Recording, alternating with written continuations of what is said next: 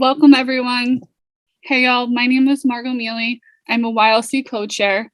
I'd like to welcome you to tonight's Mental Health and IDD panel event.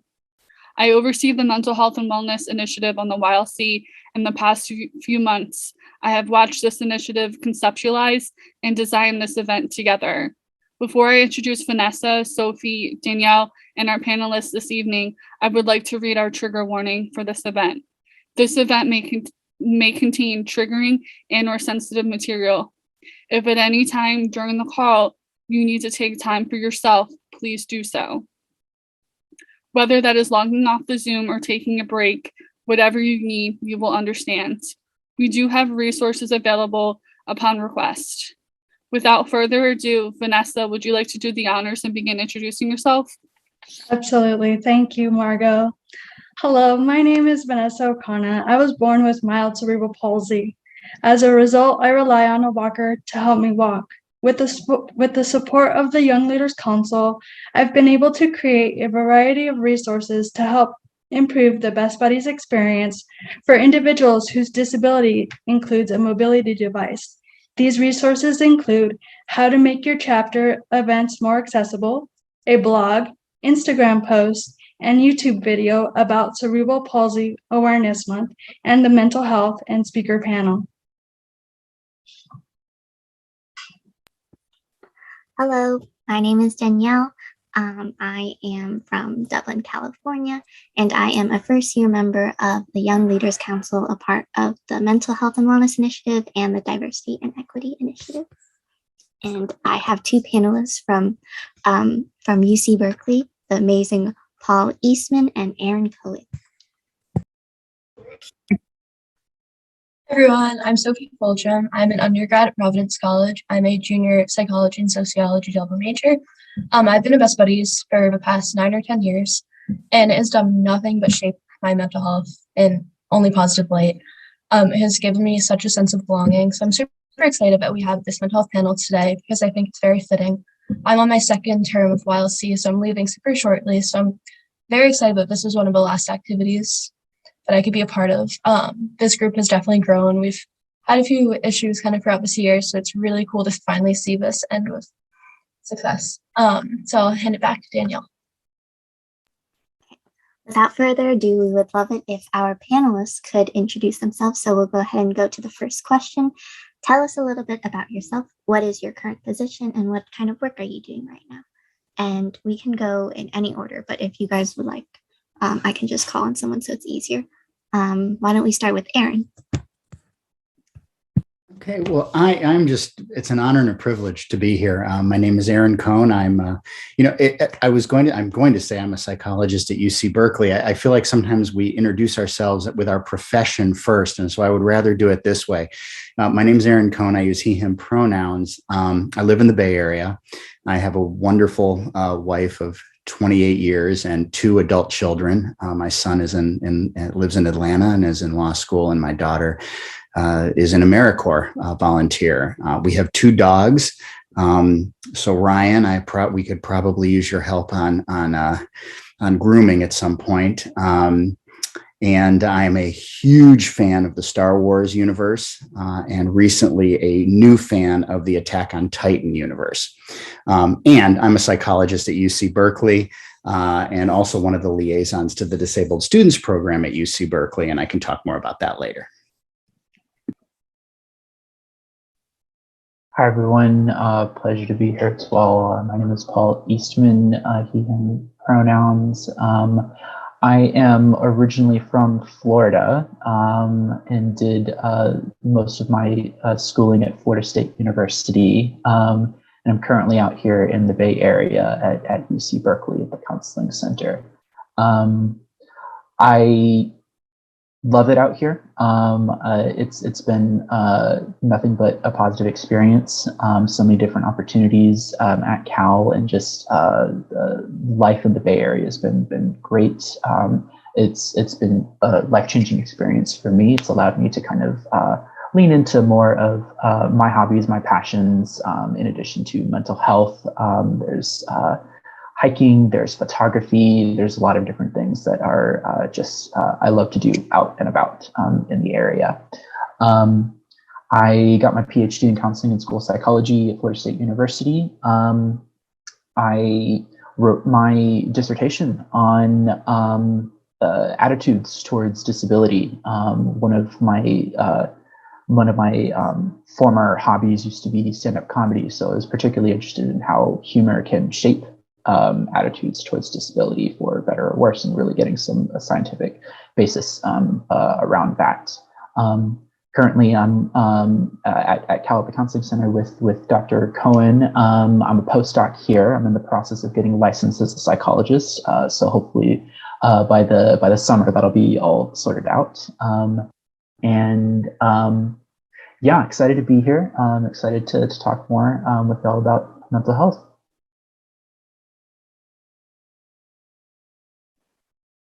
I'm not sure who the panelists are, but I'm gonna try going next. I'm Saeed Mendoza. I go by he, him as well. I also have a wonderful wife and 2 children. My kids are almost 8 and 4. And we also have a dog who is turning 14 this April. So, it's been a busy time to be able to be a full-time professor at Providence College, which is how I was invited to this. Sophie was one of my students last semester. I'm an associate professor in the psychology department, and I mostly teach courses in social psychology, organizational psychology, psychology of gender. I teach a seminar on stereotypes and prejudice. Most of my research focuses on trying to understand intergroup bias, especially the way stereotypes influence our perceptions and our behaviors. And I'm very much a strong advocate for mental health awareness and reducing the stigma in the college classroom. I got my PhD from NYU in social and organizational psychology, and I did an undergraduate in psychology at Rice University, which is when I first started getting involved and interested in trying to understand social stigmas and how they can affect people's experiences in their environment, especially in the workplace. And so I'm very excited to share, some thoughts on mental health, and especially in the context of disability. So thank you so much for having me here today, and I appreciate it. Thank you so much. Seems we have very qualified panelists, so it's really exciting. Sophie, before we go into the next question, I wanted to add something that I didn't mention earlier, but I graduated from the University of Laverne with a bachelor's of science in psychology and a master's of science in marriage family therapy, and my research focused on multiculturalism and diversity, specifically the intellectual and developmental disability community. Question, is there a way I could introduce myself because I just got on? Is that okay? Zoe, we're not having participants actually introduce themselves right now. So we're just going to listen to our panelists, okay? Okay, well, and will we do that towards the end? We can if there's time. Okay, how long is this going till? It just started right before you caught on, so I'm not sure, but let's mute ourselves so that the panelists can continue, okay? Mm-hmm. Can I keep myself unmuted because of my hearing aid? Is that okay? Cool. I had a question for Saturday. Is that right? That's you. Me, Saeed? Yeah. Mm-hmm. So you graduated from where again? I did my undergraduate from Rice University, and I did my PhD from NYU. Okay. Because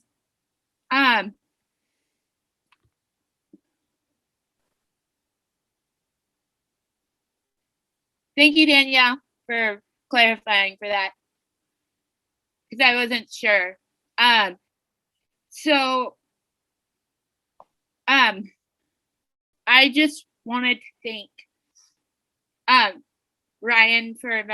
Garrett for inviting me to this. And Garrett, are you there? Can I keep myself unmuted? Is that okay? That's okay, Zoe, but we're going to go to the questions now. That's okay. Okay. Awesome. Thank you. Sophie, go ahead. Thank you. Yeah, so we have a few questions listed. So if we have extra time at the end, then we can open up to other people and have other questions. But for right now, we just have a few that we'd like to get. Joshua has a question really quick. Okay. Sorry. He's muted. You can talk. I'll just save the questions for last I'll just save the questions for last if we have to. Awesome. Thank you so much. I appreciate it. Okay, so just to start the talk, although some of you guys kind of alluded to this in your introductions, we were just wondering, how did you get involved in the disability community? And then how did you get involved in the mental health community?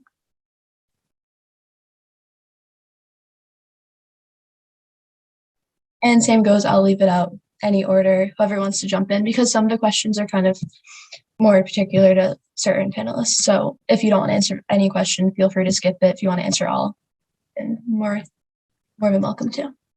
I can go ahead and get started. So I mentioned that I did my undergraduate at Rice University. My first roommate in college actually had cerebral palsy, and it was my first experience with having someone who had a physical disability, and I wanted to learn more about his experience as a student.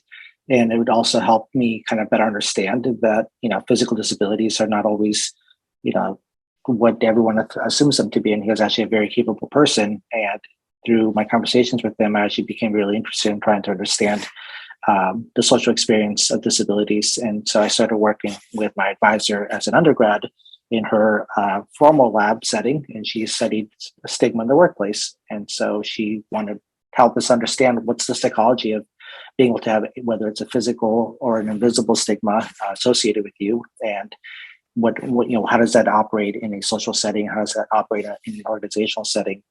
And so that's ultimately kind of what inspired me to continue studying issues related to disabilities. But I also, since I've been a professor at PC, have had the opportunity to invite a local school. There's a local charter school, like a private boarding school, that focuses on giving students with learning differences an opportunity to develop the skill sets to go into college. It's called the Middlebridge School in Narragansett, Rhode Island. And we have been inviting the students to come and see firsthand how research is done in psychology and get to learn kind of the experimental aspect of psychology. And so every year for the past 5 years, with the exception of COVID, we've had some of those students come and meet with my students, learn more about what it means to be a psychology undergraduate student, what it means to be an experimental psychologist, and get to learn about research related to social stigmas and bias in terms of my interactions with that community today. And obviously, as a professor, we often have to be mindful of having students who have disabilities or learning differences in our classroom, and making sure we provide accommodations as well. And so part of that has also been making sure that I mentioned before that I advocate for mental health awareness and making sure that I incorporate mental health days actually into my syllabus and promote that as something that shouldn't be stigmatized and something they shouldn't be afraid to come and talk to me about. And I've helped other professors think about the ways in which mental health can be incorporated formally into all their classes. And I published a paper on it. So I think it's something that I'm very much trying to lead in terms of making sure that faculty think of the student as a whole rather than just brains on sticks, that we often take it to our approach in terms of feeling like we're overwhelmed, we're too busy with trying to get ourselves involved and getting to know the whole person. But it's something I really value as a professor. Can you please come work at UC Berkeley? We could use 1,000 professors like you. Because we don't. That isn't always the case. I'll jump in that regard. Then, it's interesting. I did my dissertation research on college students with learning disabilities, and by way of that dissertation research, which I didn't follow up on after getting my PhD, I was introduced to the Disabled Students Program at UC Berkeley, where I did a project during my postdoc fellowship at UC Berkeley in the late 90s. And I actually, my first job after I finished my postdoctoral fellowship was for the Disabled Students Program at UC Berkeley. And that really was where I think I got my education and my introduction to disability. As a disability specialist, I was brought in to work mainly with students with psychiatric disabilities, but we were a holistic program. And so I really learned a lot about a variety of disabilities and how that impacts students academically, but there was no way around the social emotional connections as well. And it was just a really wonderful 6 years that I was there before I went back to the counseling center. And so that's really kind of where I got most of my knowledge and experience. And in saying that, I always forget, and this is the interesting piece, and when we start talking about identity, is that I have a learning disability. And I grew up in a time where there wasn't a lot of knowledge about it. So I likely would have been diagnosed in the mid 70s, where there wasn't a lot out there. A huge amount of information came out in the 80s and 90s when I was getting ready, in late 90s when I was doing my dissertation. But and so all the opportunities that are available to students today were not available, and it was very much well, you got something, almost to deal with it kind of experience. And so it has really informed kind of how I've reflected and looked at especially my role is really with college students. So that's my group and how they're experiencing the world and experiencing, being on campus and all that. So I'll talk about that later as well, but that's a little bit how I got connected.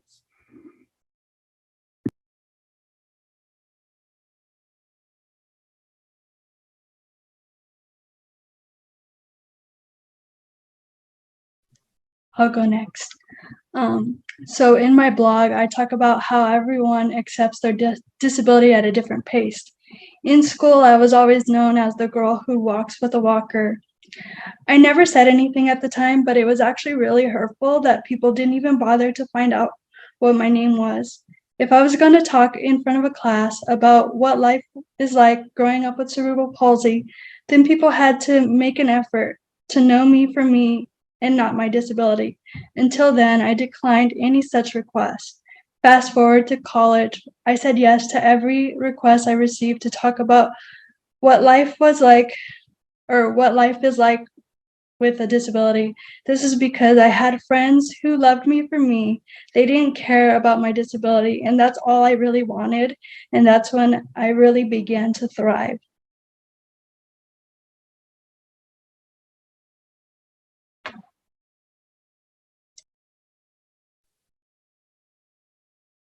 Appreciate you sharing that, Vanessa. I feel now I gotta follow that up. I'll share that both my connection to just the disability community and with mental health broadly, I think sort of coincided out of undergrad. Did my psychology degree. I took a year off before going into grad school. And one of the jobs that I applied for was as a behavior therapist for children with autism. And it was it was a really just rich and rewarding experience for me. At the end of the day, it was just really fun being able to effectively just play with kids, and be able to call it therapy and help them out in a variety of different ways. And as far as the therapy side of things go, and broadly with mental health, what was sort of like got me into this was sort of familial connection. Around the same time, my brother started struggling with his own mental health issues and severe mental health conditions, and with the sort of the timing of all of this kind of coinciding with me kind of coming into my own and getting into grad school, it's kind of shaped the direction that my career path is going to take. So in grad school, in the master's program, before getting into PhD, I was involved in counseling at Florida State's Student Disability Resource Center, providing therapy specifically directly with the students that were registered on campus. Then getting into PhD, getting into the research that I mentioned earlier, really diving into understanding like attitudes and how these are formed and how we challenge biases and understanding all of this. Now I'm here, and now I'm working with Aaron. Aaron's currently sort of this liaison to the disabled students program at Berkeley. I'm hoping to filled a similar position, provided Cal decides to keep me and offer me a job here. Yeah, so I'm hoping to just continue to work as an ally, as an advocate moving forward. Thank you all for sharing your experiences and kind of what got you into these different fields. Now I'm looking at the next question, and when I wrote this question, I intended it with like you would answer from a professional perspective, but now I see a lot of you can definitely answer from a personal perspective as well. According to the CDC, individuals with disabilities report mental distress almost 5 times as often as individuals without disabilities. From your perspective, what are the unique challenges individuals with disabilities face when it comes to taking care of their mental health? Anyone can take a jab.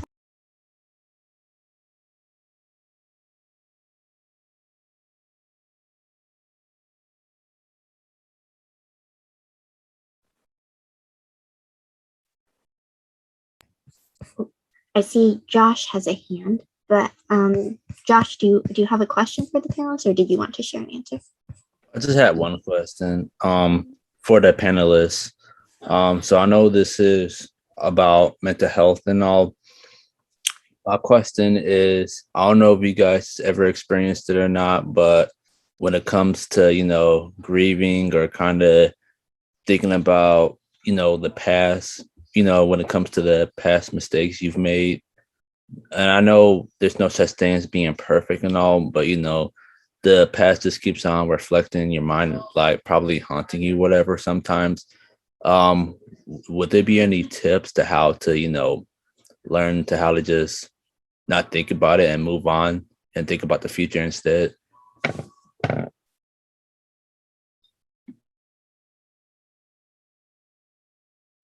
I think we're all kind of staring like who's supposed to go first, or you know what, Josh, I think that question feeds into the question that was asked of the panelists, and really, what are some of the thoughts on the increased risks, and how do you start to take care of yourself? And I'd be curious on what some of your cohorts have to say as well. I don't think I often struggle with, even though I'm a psychologist, feeling like I have to be the sole provider of health and wellness.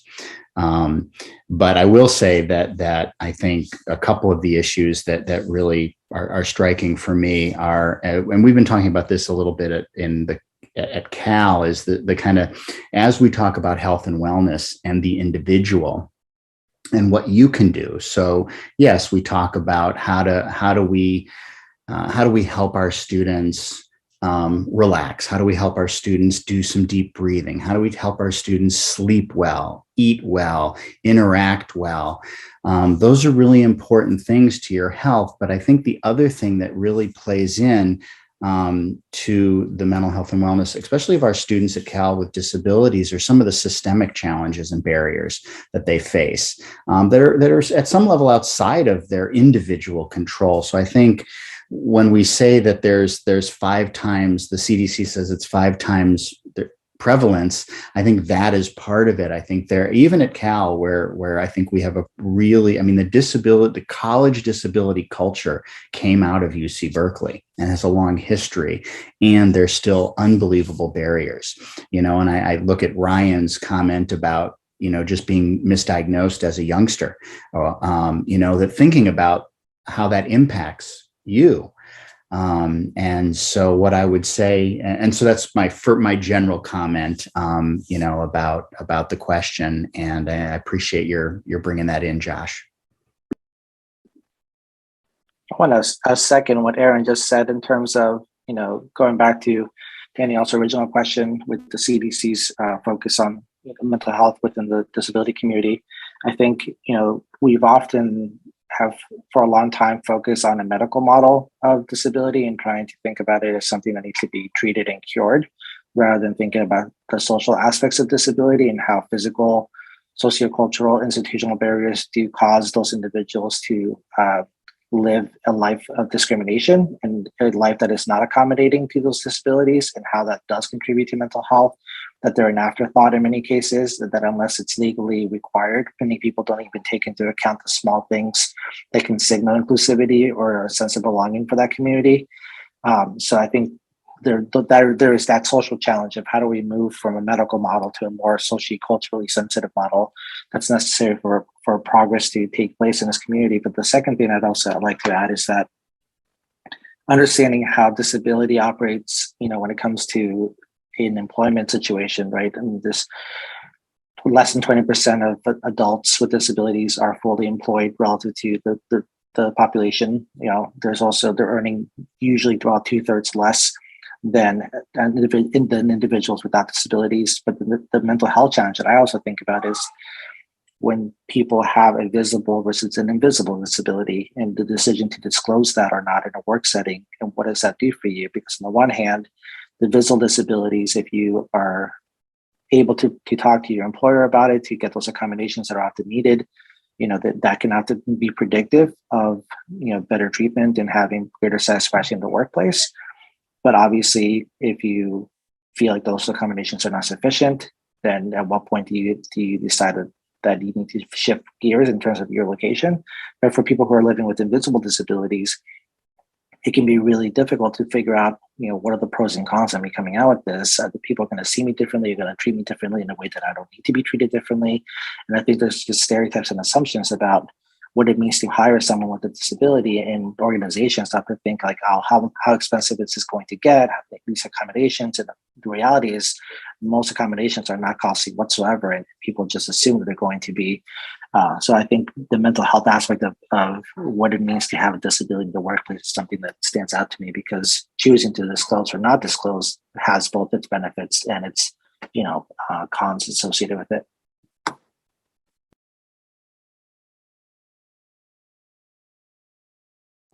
I'll go next and share what I wrote for this answer. I came from a family where I have a disability and my sibling doesn't. My parents didn't really understand why my sibling was meeting all the milestones. For example, getting a job, living on his own, and I was not, especially since I have more education than both my parents and my sibling. Before graduating college, my parents asked me to ask my friends if I could live with them after college. All of them said no. As hurtful as it was, I definitely understood why. After that, I was shuffled between my mom and my dad, until I told my mom I couldn't do it anymore, and I just felt like nobody else wanted me. So then she let me stay at her place, and I've been staying there since, and I've really thrived because I live in a community that has like events and things. This was before the pandemic. Obviously we don't have events now because of the pandemic, but yeah, that's basically what I wrote. I definitely wrote more, but this is really, really hard to talk about.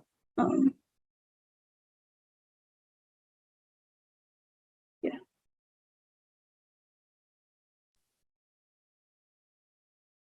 I'm just so grateful for you right now, Vanessa, just in this Thank position, you so much. hearing your story. Again, I feel like I have to follow this. I just want to echo what everyone else has been saying up to this point. And I think, Vanessa kind of like sharing the lived experience of this is really kind of speaking to just the fact that like the world and society was not designed with disability in mind, and it just makes everything more difficult than it needs to be. We're all intersectional beings, and we have the barriers in place. It just increases the distress and stress of life and just existing. So this is where I think like our role as like mental health professionals and psychologists, this is where our advocacy comes in to kind of create that accessibility and create these connections to kind of ensure that the injustice doesn't go unaddressed.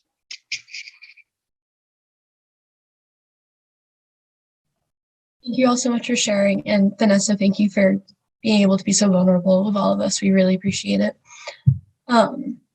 So just to move on to the next question then. So all of you have worked with students in educational settings and or counseling centers. So with that, how do you think the current education and or counseling systems can improve when it comes to supporting mental health of individuals with disabilities?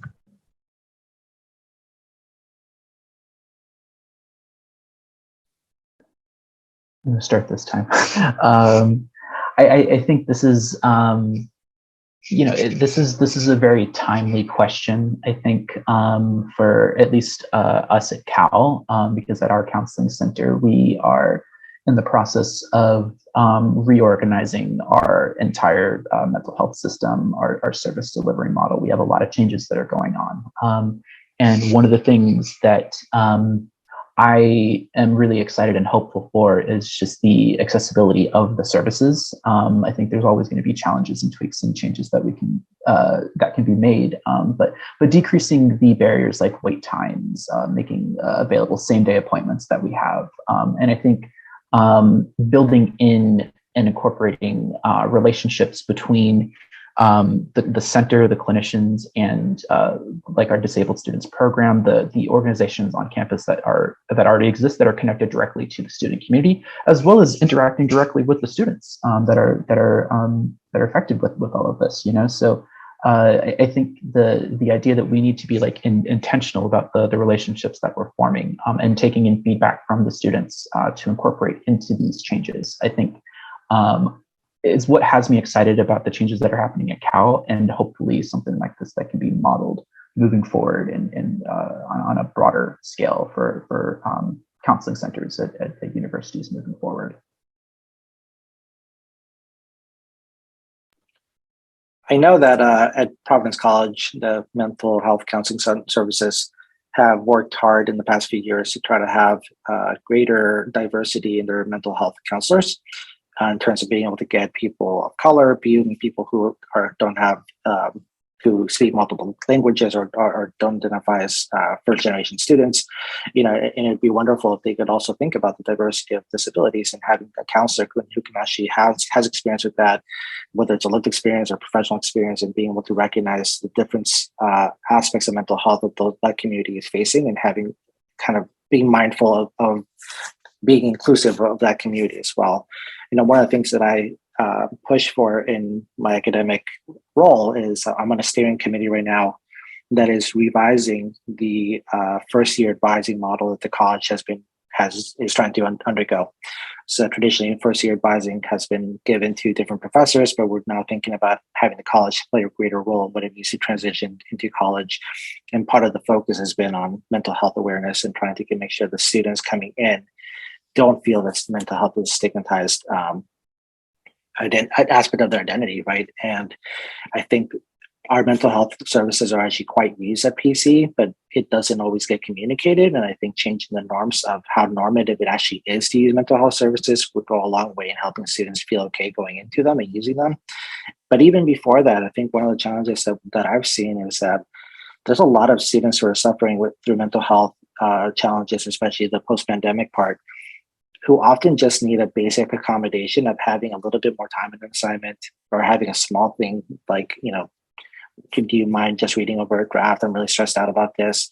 And too often professors just don't feel like they need to be part of that solution of helping their mental health stressors, stepping in before they become a larger challenge for those students, right? That literally a small accommodation can go a really long way for some of these students to not have to continuously see mental health services. And so professors were more proactive about being able to accommodate students with disabilities and even those without them. I think we could actually really benefit all in terms of our mental health wellness.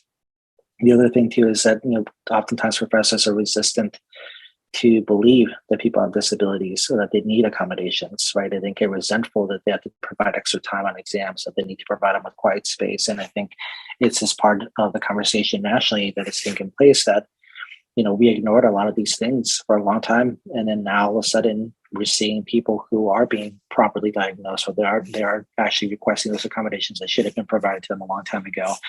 And it takes a little bit of a cultural shift for us to be accepting of that and realize that, this is not a new phenomenon. It just wasn't talked about before and wasn't being correctly identified, wasn't being studied enough, et cetera.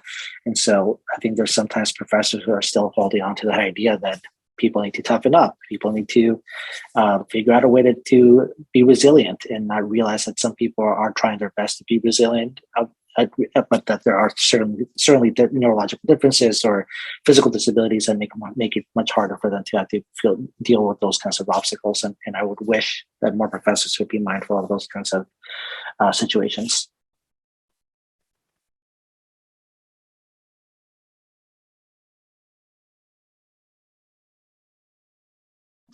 I'll answer. So I actually didn't really have any trouble accessing counseling services in college. My biggest struggle was when I became a marriage family therapy intern.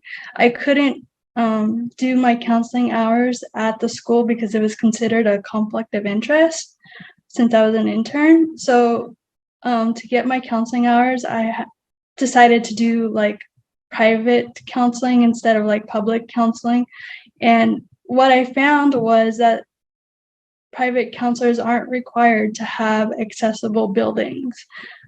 So I actually had to drive, or my mom had to drive me to Claremont, which is like 30 minutes away from me, because I couldn't find an accessible counselor or an accessible private practice in Orange County. But yeah, so I just wanted to throw that in there. Yeah, and I'll go next. It's interesting. After 2 years, one would think I would be better at, or we would all be better at managing Zoom social cues, but I don't know that ever happens. So it's always hard to figure out who's supposed to be talking and doing what. I think the thing that for me, when I think about, there are a couple things, all the above and what we've been talking about. I think accessibility is a huge issue, and also in terms of the technology, we're really moving towards significant technology, and a lot of that technology isn't as easily accessible as some would think. And Paul and I sit on a couple committees where we're hearing about this, and I just assume that to get onto our system at UC Berkeley, it's all accessible, and it sometimes is not, or is not as easy as it should be, and that's a barrier. And so I think really being proactive and thinking about those kinds of things are really important. The other thing that I think we don't always think about is that mental health diagnoses in and of themselves are considered disabilities. And so, in fact, we have about 40,000 students on UC Berkeley's campus, and my numbers are going to be really rough. Just over 4,000 students are being served in our disabled students program. And of those students, about half are being served due to mental health disabilities, primary diagnoses of anxiety, depression, bipolar. And so I know we're like, even that previous question was about how folks with disabilities, there's impact from a mental health perspective, and just reminding all of us, because sometimes I need this reminding, that the diagnoses of that Paul and I work with can be considered a disability, and how that plays out, and accessibility when you have depression, accessibility when you have anxiety, and what that means. And it may not always be a physical access issue, and how do you start to think about supporting folks in that space. So that would just be where I add on.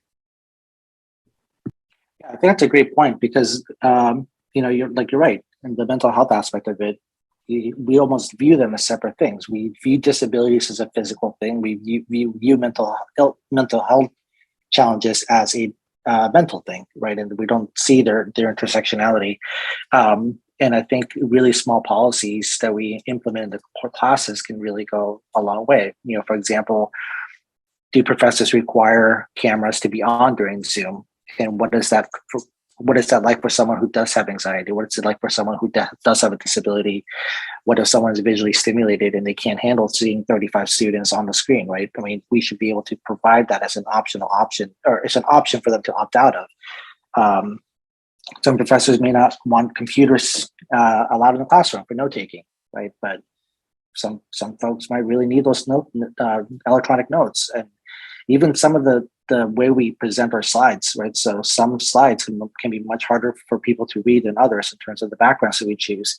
It's like these really small things that can be easily inclusive of people that we just don't think about because we don't take into account the other ways in which disabilities may play out because they're invisible to us oftentimes.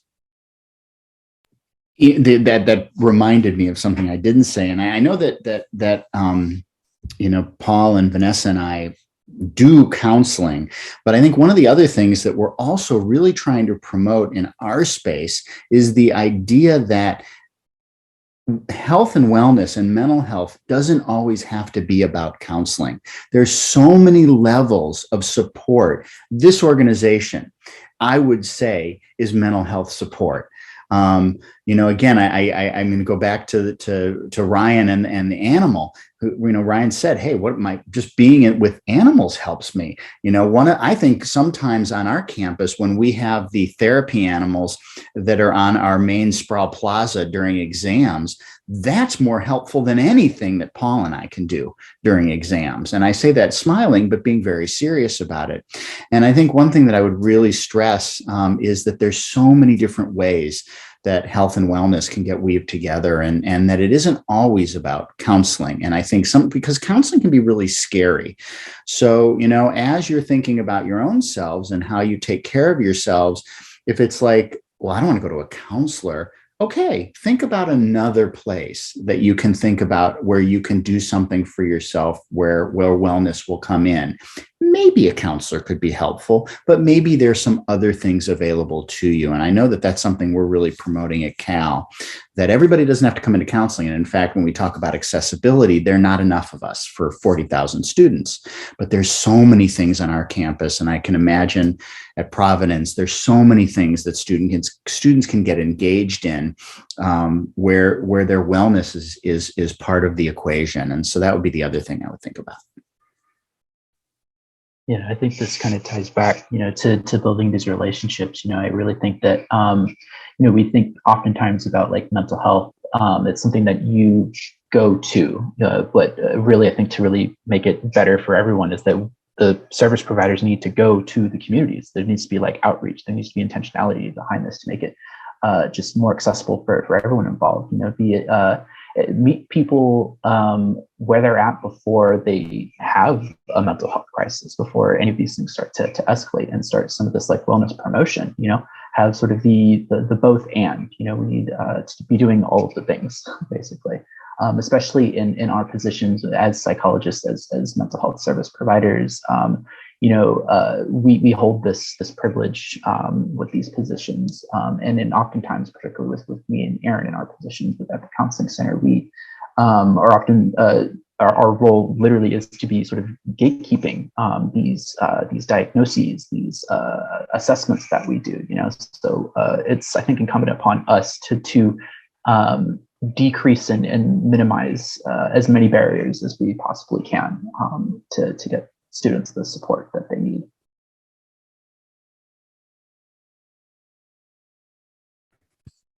I think you all bring up such interesting points, because I think that was one of my main questions for the panelists was this idea, like, I know Professor Mendoza, you were talking about like how professors can be more accessible, and like all of the things you listed were really important.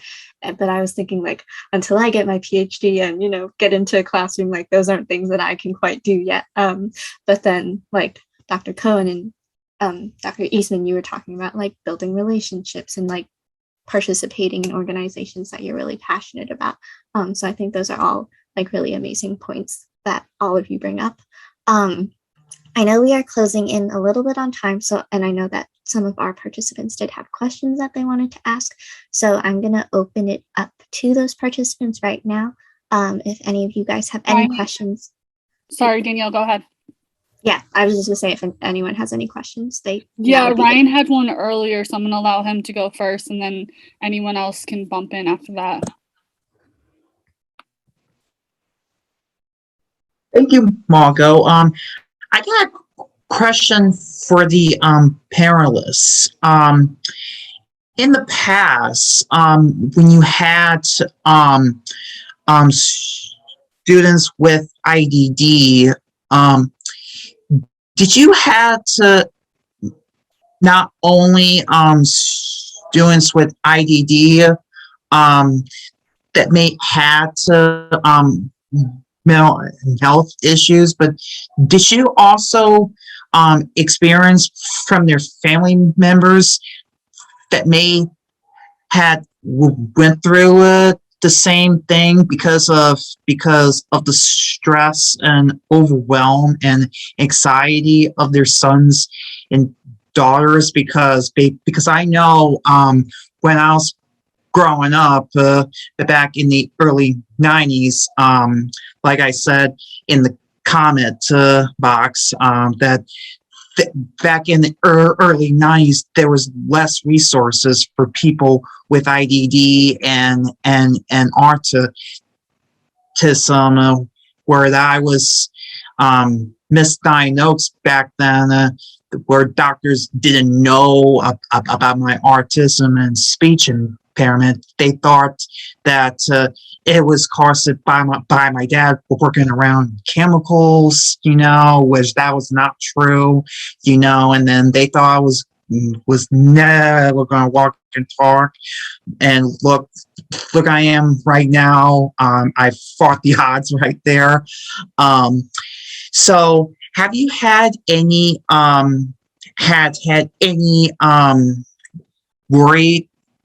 worries from other parents, their sons and daughters, on making it into college?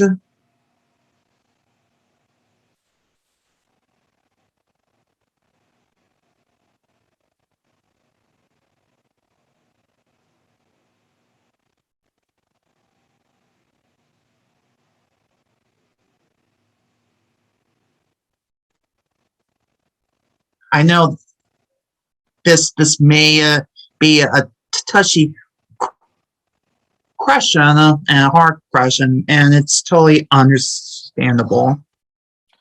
I mean, I think it's a great question, right? In terms of, how do you accommodate the student who is on the day-to-day struggling with those disabilities, and making sure you accommodate them, with at the same time recognizing that the parents have their own mental health challenges associated with taking care of those individuals, and being able to assure them that their student's going to be able to be successful, to make sure that they're going to have a bright future. And the students that I've worked with the Middlebrook school that I mentioned, that has it's a boarding school for students with learning differences.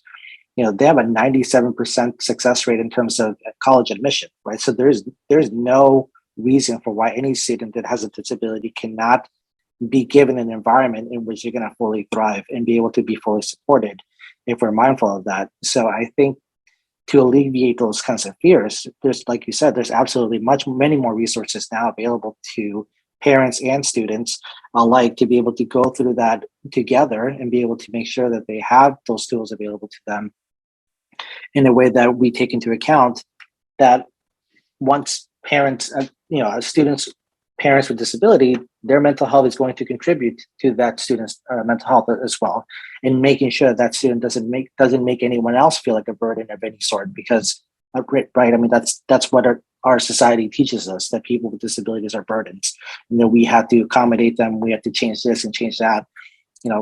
What's so difficult about having a building that has a ramp that people who are able bodied in terms of walking can go just as easily go up that ramp, and Vanessa wouldn't have had to drive an hour to Claremont to be able to find a building that could accommodate something so simple like that. So, I think it is part of the equation in making sure that we can provide resources for the parents and the caretakers as well, to make sure that everyone feels equally supported in this endeavor. It's a difficult question to answer with my particular role as primarily like an individual therapist, and the clients, so to speak, are the students that we work with, we can offer space for the students and hold space to talk about issues related to family. And there's, documentation that can be signed that can allow us to speak to parents as well. parents sometimes call in to the center, and we can talk through with ways to get them connected to additional avenues for support and information. But it is relatively limited in what we can and can't discuss unless we have a lot of we have to have permission to speak more directly about specific issues. I would be curious, though, Vanessa is a marriage family therapist. We would be curious how it can be incorporated. If you have anything on the subject. So I'm not sure what I have to say answers Ryan's question, but I'm going to try. So for my internship, I actually worked with a school that had people with special abilities, and it was the first time that counseling was ever offered to someone with special needs. So I just know that from the parents' perspective, they were just excited for their kids to have someone that had special needs as a counselor, because I know for me personally, none of the counselors that I had had special needs. So I would be curious to see would I have done better with someone with a counselor with special needs, or would it be the same? I'm not sure how it is now since I've graduated in 2011, but just taking that internship kind of opened up that opportunity for someone that's never been able to get counseling because it wasn't available to them.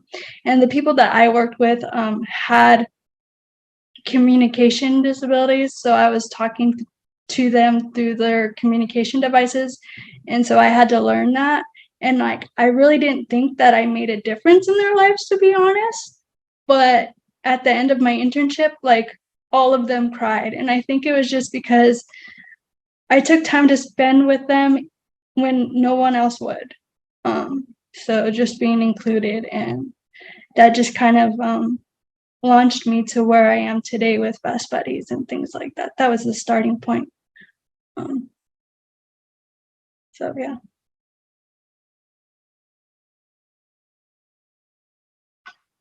You know what? I know we're towards the end, but I do want to I don't know that we've truly answered Josh's question, which was about kind of how, about the reflection on things of the past and things like that. And Josh, I don't know that I can answer your question so simply, but I will say this: I see a lot of people. You are not alone. The rest of the folks here are not alone. If part of the experience they have is a kind of a reflection on the negative things. It seems to be easier in our world to reflect on the negative things than the positive things. And so just want you to know that is something that a lot of students that Paul and I work with experience. So know that experience isn't one that is done on your own. If I had to do a quick statement, one thing I've worked with a lot of students, and it can be really hard, but I know that when I go to bed at night, I often want to reflect on things, and I often will reflect personally on the things that I haven't done right. And something that I actually started doing during the COVID, because it felt so important, was when I laid my head down at night, I always wanted the last thought I have to be something that I appreciated during the day. And that really made a huge difference. So I always end my day with a gratitude. And tonight, when I lay my head on the pillow, it's going to be for all of you and for Danielle for inviting Paul and I to this panel. So I really appreciate that. But that would be kind of circling back to that. And I'm close to having to run. So.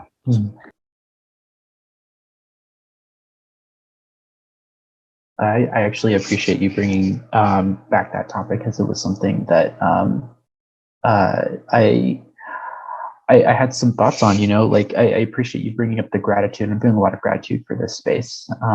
But one of the things, Josh, that you mentioned, I think you spoke to this idea of perfectionism and not being able to kind of act perfectly previously, and holding maybe some regret and grief about previous actions. And one of the things that I think is easier said than done is the idea of self-forgiveness and self-compassion. And I think this is, I think, one of those perfect opportunities of a topic that you can bring into like therapy and counseling to kind of like help facilitate that process. You know, you're asking for ways to kind of work on this. This is the perfect topic, I think, to be able to talk with a counselor on to kind of help you get to that point as well. And I also think that, you know, a lot of that negative self-talk or that negative self-rumination or having to think about all the mistakes you've done, all the ways in which you haven't been perfect, a lot of that is actually contributing to why so many people suffer from imposter syndrome, right? This idea that they're not good enough, no matter what credentials they have, no matter how much successes they've done. Every time that they have had a failure or setback, that's what sticks in their mind, and that's what causes them to question them in that moment and say, I'm not good enough. I'm not ready for this. I'm not capable. I shouldn't get at this position. I shouldn't be here. And, you know, so in that respect, the prevalence of imposter syndrome among fully, very capable, successful people, I think speaks to the prevalence of how often people engage in that negative self-talk and that negative rumination. Joshua also, you know, as Aaron said, and Paul said, it's very common and it's something that a lot of people struggle with. And oftentimes people are scared to even verbalize that they struggle with that. Sorry to cut in. I really like this conversation. I just don't want to keep everyone past 8 because we said that's when we would end. So I just want to say, if anyone has any remaining questions or comments or anything else, please reach out to Danielle, Margot, Vanessa, or myself, or little shameless plug, but if you don't follow our Instagram, Best Buddies YLC, you guys can DM questions or comments there. And I do know that Margot wanted to add something as well. But once again, thank you so much for everyone. We really appreciate everyone coming. And this has been a fantastic conversation. So thank you. So I really love this conversation. I really love the space that the Mental Health and Wellness Initiative has created. And I'm so grateful for the panelists.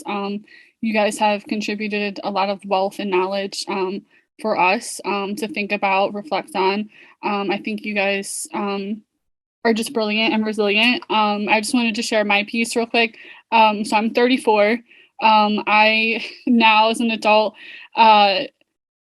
consider myself a trifecta as a disability. So I have a physical disability, I have scoliosis, I'm hard of hearing, so I have 2 hearing aids. And I, now that it's 2022, I now can say in a medical terminology that I do have anxiety and depression. And some of that comes from my childhood trauma. My mom died when I was 19 of a drug overdose, and I had the unfortunate incident walking in on her and finding her dead. And shortly before that, I found my first love. And I think we all know what a first love feels like. It's exciting. It's, you know, butterflies in your stomach, you know, turning all around your thought process all the time. And I'm just going to be honest, I thought he was really cute. But he unfortunately was my rapist. And that was in 2007. And in 2007, for me, that was a really hard year, just with everything going on in my life. And I, in 2007, I would read articles in newspapers. I would read articles online about this particular topic with women with disabilities. And it was the conversation where was someone going to believe them, or was it falsified? So I made the mistake of not saying anything until a year later, where he did it to someone else. They reached out to me on Facebook Messenger, and I gave a written testimony. He did do some jail time because the young woman that he did it to after me, her parents wanted to press charges. But I'm also like Ryan in a way. Ryan and I grew up in the 90s. It wasn't talked about, you know, really, I don't know you, Ryan, but it wasn't really talked about in areas where either I went to school or with my parents, that I even had a disability. You know, it was always, you need to treat others the way you want to be treated. And that was the cardinal rule of my household. And I was just the sunflower of a girl. I just wanted to be your friend. I just wanted to be your friend. And, Sophie said in the beginning that Best Buddies is a safe space. I completely support that. I'm a YLC co-chair and I'm proud of it. Garrett, Vanessa, Sophie, Josh, Ryan, Danielle, they've all been friends. And Natalie's on this call. She's actually my best buddy. And even in COVID, Natalie and I became buddies in COVID. And I just think she's such a rock star. And I'm super proud of all of her accomplishments that she's made along the way. So I just want to say that mental health is very important. And I really support what you guys do. And I hope that you will remember me, because even on my toughest days, I try to be a positive light for others.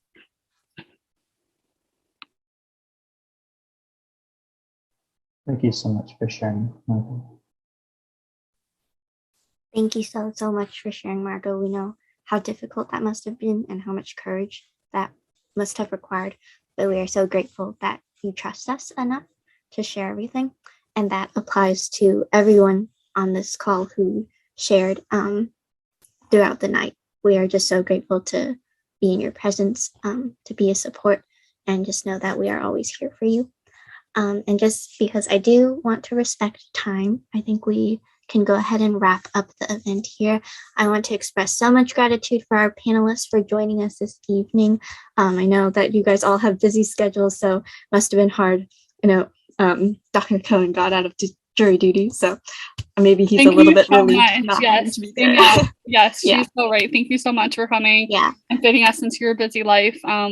And we hope that maybe y'all will join a panel again in the future. Yeah. Would love that. Absolutely. Thank you so much for inviting us. Thank you so much. Have a good night, everyone. Good night, everyone. Take care. Everyone.